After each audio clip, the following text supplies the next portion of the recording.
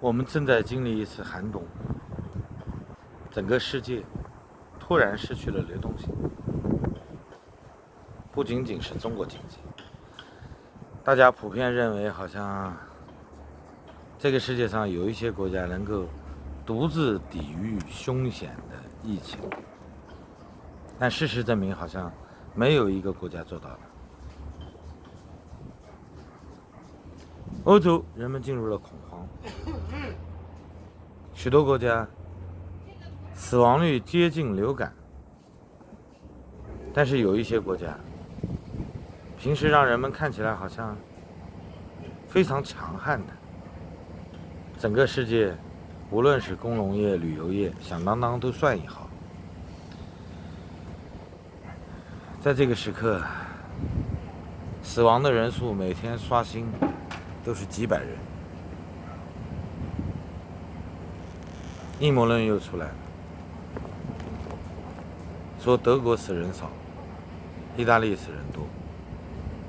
欧洲所有德国的对手都死了很多人，绝大多数人都乖乖地待在家里。意大利人天生东方，他们认为他们是罗马后裔。美国呢？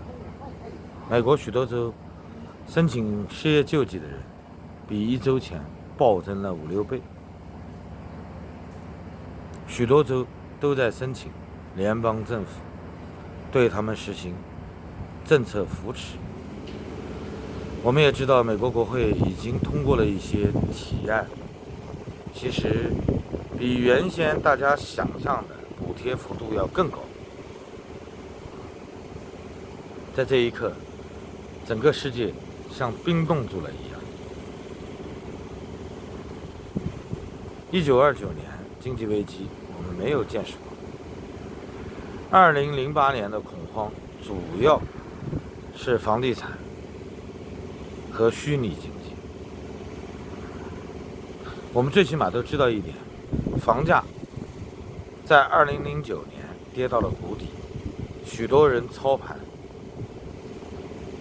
在这一刻赚了很多。但是今天房价没有明显的下跌，因为绝大多数房子你想卖你也卖不出去了，失去流动性。不仅仅是全球的房地产，美国的股市正在给我们看到一个什么叫从高位垂直下落。人们普遍都认为美国政府和美联储双管齐下能够挽救美国的股市，但今天人们对此的信心正在减少。整个世界不得不承认一点，这次疫情正在改变我们，正在改变这个世界的规则。所以我们看到了出身中情局局长的美国现任的国务卿蓬佩奥先生又在指出，中国共产党正在祸害全球，它正在影响整个世界的经济以及人们的生活方式。整个追责正在启动，原先是源自于民间的呼吁，现在越来越多的政治家开始表态。在这一刻，人们需要把自己的怒火找到一个释放的点。选中国共产党还是选习近平呢？就这么难吗？我们看到更多的人在考虑怎么样会更好，并没有失去理智，总在选择一个非常精细化的有明确目标的对象。我们都知道，全球范围内的追责是针对中国领导人的，有没有可能把它形成一个针对统治中国的这个群体呢？它是一个制度性的问题，它不是任何一个人能够主导的。你可以说习胖是一个总加速师，但是他个人垮台对这个世界能有更大的帮助吗？我们正在经历一个长期隐瞒真相，现在已经导致整个世界陷入梦魇的这么一个中国集权社会，是时候该改变它了。祝愿在今后的日子里，全球在检讨本次经济衰退、进入大萧条的过程中，能够找出真正的责任人。我认为是这个制度，是这个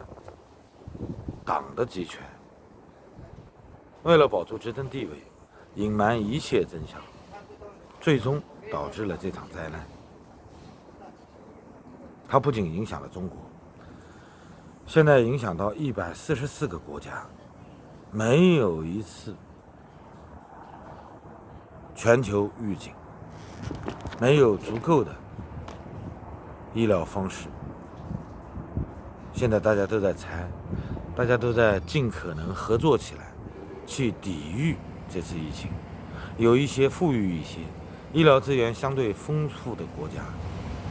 非常困难。他们虽然很顽强，但是悲剧每天都在上演。那么原先就比较落后，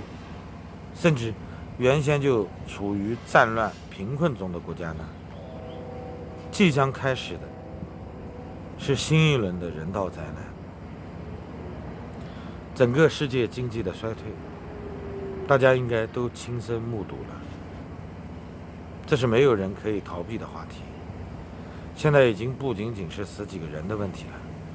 而是整个全球的居民生活品质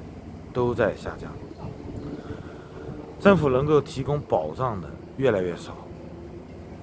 只有在有限的国家才会有一些疏解民困的政策，绝大多数国家根本没有能力，只能让本国人民共度时艰。这一切是怎么造成的？这个世界必须要反思它。祝大家好运，再见。